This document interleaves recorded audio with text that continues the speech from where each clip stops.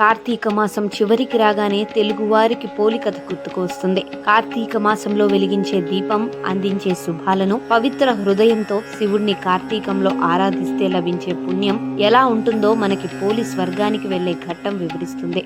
ఇంతకీ ఎవరి పోలి, ఆమె కథ ఏంటో తెలుసుకుందాం. పూర్వం ఓ ఉమ్మడి కుటుంబంలోని 5 కోడళ్ల కంటే చిన్న కోడలి పేరు పోలి. ఆమెకు బాల్యం నుంచే దైవ భక్తి ఎక్కువ. ఆమె భక్తి అత్తగారికి కంటగింపుగా ఉండేది. దీంతో కార్తీక మాసంలో మిగిలిన కోడళ్లను తీసుకుని నదీ స్నానం చేసి అక్కడే దీపాలను వెలిగించి వచ్చేది. ఈలోగా కోడలు ఎక్కడ దీపం పెట్టి తాను పుణ్యం సంపాదించుకుంటుందో అనే అసూయతో నదీ స్నానానికి వెళ్లే ముందు ఇంట్లోని నూనె, దీపారాధన సామాగ్రి దాచి వెళ్లేది. అత్తగారి ధోరణికి బాధపడిన పోలి చేసేదేమీ లేక పెరట్లో కాసిన పత్తి చెట్టు నుంచి కాసింత పత్తితో ఒత్తిని చేసి మజ్జిగ చిలికి పక్కన పెట్టి కవ్వానికి ఉన్న కొద్దిపాటి వెన్నపూసను రాసి దీపాన్ని వెలిగించేది. అత్తగారు చూస్తే ఊరుకోరనే భయంతో ఆ దీపాన్ని బుట్ట కింద దాచేది. కార్తీక మాసపు చివరి రోజైన అమావాస్య రోజున పోలికి చేయలేనంత పని చెప్పిన అత్తగారు కోడళ్లతో నదీ స్నానానికి వెళ్ళింది. కానీ పోలి ఎప్పట్లాగే ఇంటి పనులు పూర్తి చేసి భక్తితో కార్తీక దీపాన్ని వెలిగించుకుంది. ఎన్ని అవాంతరాలు వచ్చినా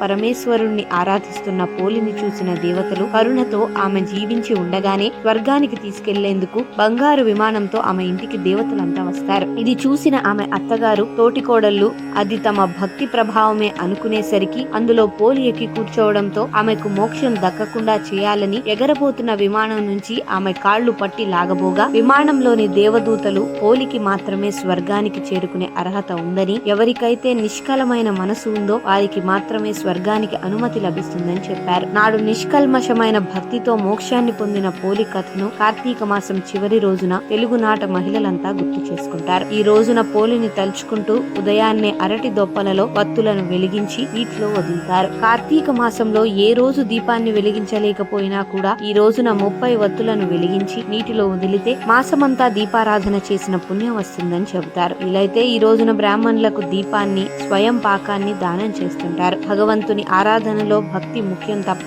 ఆడంబరాలు కాదని, అహంకారంతో సాగే పూజలు ఎందుకు కొరగానివని, అత్తాకోడళ్ల మధ్య సఖ్యత అవసరమని మనకు పోలి కథ బోధ